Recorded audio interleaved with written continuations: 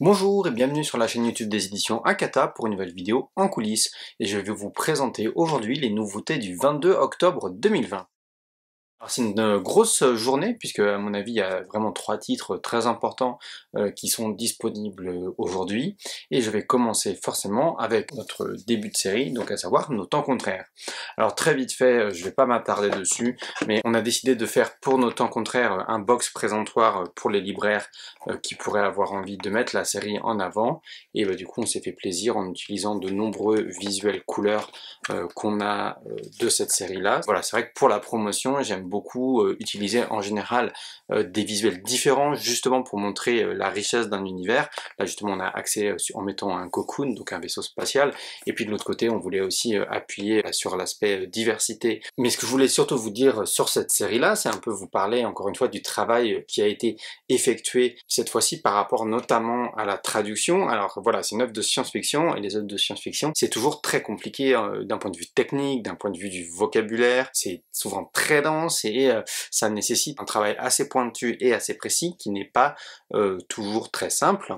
En l'occurrence, Gin Toriko, quand elle a réalisé ce manga-là au Japon, elle n'était pas toute seule, elle travaille en collaboration avec une personne qui est spécialisée dans l'aéronautique, l'aérospatiale, donc tout le vocabulaire qui est dans la série. Voilà, c'est vraiment bien encadré pour être suffisamment crédible et réaliste. Et quand on a travaillé sur la version française, en fait, l'éditeur japonais Akita Shoten nous a signifié que la mangaka souhaitait vérifier la précision de notre utilisation des termes techniques et aussi elle souhaitait vérifier l'intégralité de la version française de ce manga. Alors elle voulait pas vérifier toutes les bulles dans ce sens-là, mais elle voulait voilà avoir un œil sur l'intérieur du manga. Et donc c'est pas quelque chose qu'on fait souvent, même c'est quelque chose qu'on fait assez rarement. On l'a fait sur Magical Girl Boy de mémoire, mais voilà, là la mangaka nous a demandé de vérifier l'intégralité des planches. Et donc bien avant d'envoyer l'impression, on a envoyé l'intégralité des PDF de l'intérieur de ce manga-là en validation au Japon. Il faut savoir que normalement, ce qu'on envoie en validation voilà, pour les auteurs japonais et les éditeurs, c'est les jaquettes en entier, hein, évidemment, avec les rabats et tout ce qu'il y a dessus, les couvertures intérieures, et puis évidemment les pages copyright. Et ben voilà, ça c'est quelque chose qui est toujours à prendre en considération dans nos délais de fabrication, parce que la validation au Japon elle peut prendre, on va dire en moyenne entre 2 semaines et 1 mois, et parfois ça prend plus, parfois ça prend moins. En l'occurrence, ben là il a fallu qu'on envoie l'intégralité des fichiers, donc l'intérieur aussi, et c'est un travail énorme. Au-delà de cet aspect devoir faire valider l'intégralité des pages, la mangaka avait demandé à ce qu'on fasse une vérification des termes techniques, et notamment tout ce qui est scientifique est lié à l'aéronautique et ou à l'aérospatiale. Du coup, Alexandre Goua, le traducteur, a fait un lexique qui reprenait tous les termes français techniques de la série, et puis aussi les termes un petit peu inventés par la mangaka. Il y en a plusieurs, vous les découvrirez à l'intérieur. Hein. Et puis, dans ce tableur Excel qu'il a fait avec tous les mots en français, il a mis aussi une explication en français, une explication aussi en japonais, avec l'équivalent du terme japonais. Donc on a envoyé ce lexique-là en validation à la mangaka, qui a fait ses retours sur les termes qui concernaient vraiment ce qu'elle avait inventé, ce qu'elle avait créé, et la cohérence de l'univers, etc. Et puis aussi, elle a transmis ce lexique à son consultant ou sa consultante, je ne sais pas si c'est un homme ou une femme, sur les termes techniques scientifiques, et on a eu un retour sur ça, qu'il a fallu voilà, discuter, argumenter pourquoi on avait fait tel choix ou pas, et prendre voilà ce qu'il y avait de mieux du coup pour la version française, pour que ça soit bien précis et pointu, autant d'un point de vue de l'univers et des révélations qu'il va y avoir dans les tomes qui vont suivre, et puis aussi d'un point de vue scientifique, que voilà, ça soit cohérent et raccord. Alors forcément, c'est quelque chose qui demande énormément de travail, puis bon, pour l'instant on a fait un lexique de mémoire qui comprend les 2 ou 3 premiers tomes, peut-être que c'est quelque chose qu'il faudra qu'on reproduise sur les tomes d'après, parce qu'évidemment la série va faire 8 tomes au total, il y a plein de choses qui se développent et qui vont être mises plus tard, donc à chaque fois qu'on va rencontrer un nouveau terme technique, a priori on va devoir refaire un lexique complété, agrémenté. Donc c'est vrai que c'est quand même un boulot qui est plus conséquent que d'habitude, quelles que soient les séries qu'on publie. À chaque fois, il y a des termes techniques, des termes spécifiques qui sont liés aux univers et ou au sujet de chaque œuvre, mais c'est la première fois qu'une dessinatrice nous demande de vérifier vraiment l'utilisation de ces termes techniques et comment on les a traduits. Donc ça, c'était mine de rien beaucoup de boulot. Petit aspect technique aussi de la traduction de cet ouvrage-là. Sans trop vous spoiler, je vous ai quand même parlé dans la série de l'aspect contrat et contractuel qui régit les relations entre personnages. Les personnages peuvent passer des contrats de partenaires tertiaires, primaires, etc. entre eux, et ça, peu importe le sexe des personnages. Ça veut dire que deux hommes peuvent passer des contrats de partenariat entre eux, de femmes, etc. Et donc, c'était très important, en fait, dans la traduction en français, de laisser cette possibilité quand les personnages parlent. C'est-à-dire que si un personnage, on va dire, parle à un personnage masculin et qu'il lui dit, bah voilà, il faut que tu te trouves un partenaire ou une partenaire, on le sait, le français c'est quelque chose qui est très genré et le japonais l'est beaucoup moins. Et c'était important de laisser ce champ des possibles dans la traduction des bulles et de pas fermer les possibilités et de laisser entendre qu'en fait tout est possible dans cet univers-là et tous les partenariats sont possibles.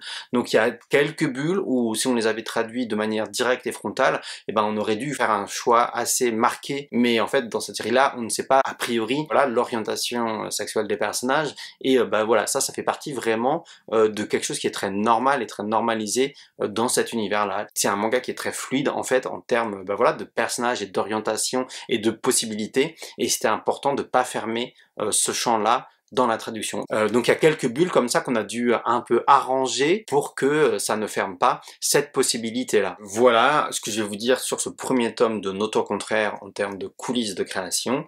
Et puis de toute façon, comme la série va faire 8 tomes, que c'est vraiment une série assez unique, qu'on adore au sein des éditions Akata, c'est sûr et certain que je vais vous en parler à de très nombreuses reprises dans les prochaines vidéos en coulisses.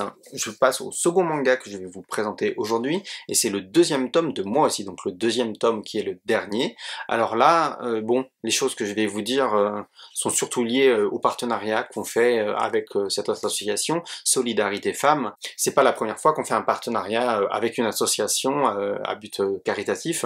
Voilà, on l'a fait avec Handicap International pour Perfect World, on l'a fait avec SOS Homophobie pour Éclat d'âme, on l'a fait avec Rose Up pour Adieu mon utérus, et on l'a fait avec la Fédération Française de Handisport pour Running Girl. Et en fait, ce qu'on fait, c'est que on reverse 5% des recettes à une association. On sait pas encore quand on fait ces partenariats si le manga va se vendre, on sait pas à quel point il va se vendre, et on sait pas non plus la somme d'argent qu'on va verser à l'association. En fait, c'est une manière, à mon avis, qui a beaucoup de sens de faire de la publicité entre guillemets, parce que quand on se fait ce genre d'opération, ça fait parler forcément, c'est positif parce que ça fait parler de toute façon de l'association partenaire parle aussi de l'ouvrage, donc voilà, c'est une manière de faire de la publicité aussi, mais c'est vrai que quand on sait le coût d'une publicité, par exemple si on prend une publicité dans un magazine ou sur des sites web, ça peut être des milliers d'euros, et sur des magazines spécialisés manga ou bande dessinée, les tarifs, on va dire, ils sont à peu près raisonnables, mais dans des grands médias, entre guillemets, les budgets sont énorme. Quand je suis arrivé dans ce métier et que j'ai découvert le coût des budgets publicitaires, j'étais horrifié en fait, j'étais horrifié de ce que ça représentait. Voilà, cet argent en fait qui est donné pour ce qu'on appelle la publicité, il y a quelque chose là-dedans qui m'a toujours beaucoup questionné, qui m'a toujours un peu dérangé, et en même temps, en tant qu'éditeur, on est obligé d'essayer de faire connaître nos ouvrages, mais voilà, c'est vrai que ça m'a toujours beaucoup questionné, et j'essaye toujours de faire en sorte que la publicité ou les partenariats qu'on fait, ils aient du sens, et en tout cas qu'on puisse éthiquement et moralement les assumer. Et voilà, quand il y a eu cette possibilité et cette idée de faire des partenariats avec des associations qui s'engagent dans la société et qui sont du coup complètement raccord avec les ouvrages qu'on publie et avec la ligne éditoriale, je me suis dit très vite que ça serait une manière pour moi qui avait du sens et que je pouvais assumer, et que voilà, en me levant le matin, je me dis je donne des milliers d'euros peut-être à une association, et je préfère donner ces milliers d'euros là à une association que par exemple à X ou Y magazine. Quand je me lève le matin et que je me regarde dans le miroir, je dis ok, l'argent on l'a mis à un endroit et d'une manière qui a du sens, et voilà, l'argent c'est aussi le nerf de la guerre pour plein de choses, et du coup c'est quelque chose que pense que je peux dire aujourd'hui que je suis assez fier d'assumer. Donc là, on fait un partenariat avec Solidarité Femmes, qui est une association qui vient en aide aux femmes battues et violentées, notamment, et plein d'autres sujets. Et du coup, jusqu'au 30 avril 2021, on reversera 5% des recettes de la vente du tome 2 à cette association. Ça avait beaucoup de sens de faire ça avec moi aussi, plutôt qu'avec En proie au silence, par exemple, parce que dans Moi aussi, si vous lisez cette série, à la fin du tome 1, vous voyez aussi que l'héroïne rencontre le milieu et le réseau associatif, et du coup cette solidarité féminine elle est vraiment très présente pour moi dans Moi aussi, et c'est ce qui fait que l'œuvre elle est très positive et très lumineuse, et du coup ça faisait beaucoup de sens de faire ce partenariat sur Moi aussi. Et pour finir, je vais vous parler du tome 4 de Don't Fake Your Smile. À l'origine, ça devait être pile la moitié de la série, puisqu'à l'origine, la série devait faire 8 tomes, et finalement, comme vous le savez, la mangaka a voulu rallonger la sauce d'un tome, ce que lui a permis de faire son éditeur, et du coup, le manga va faire 9 tomes au total. Je suis très content parce que vous semblez très content de lire ce manga, en fait qui surprend beaucoup par sa véracité et par sa pertinence. Je sais qu'il y a certaines personnes qui s'arrêtent au dessin et qui osent pas franchir le pas de la lecture de ce manga-là parce que le dessin, il les trouve un peu daté. Ouais, en fait, ce qui est marrant pour moi, c'est que je réalise que le temps passe, quoi, et que ce genre de dessin, à une époque, c'était ce qui avait ultra tendance, que les gens adoraient, et le temps a passé. Et il y a des gens aujourd'hui à qui ce genre de dessin ne parle pas forcément. J'ai envie de vous dire vraiment, vous arrêtez pas à ça, parce que l'œuvre, elle est surprenante et elle est importante, elle raconte plein de choses.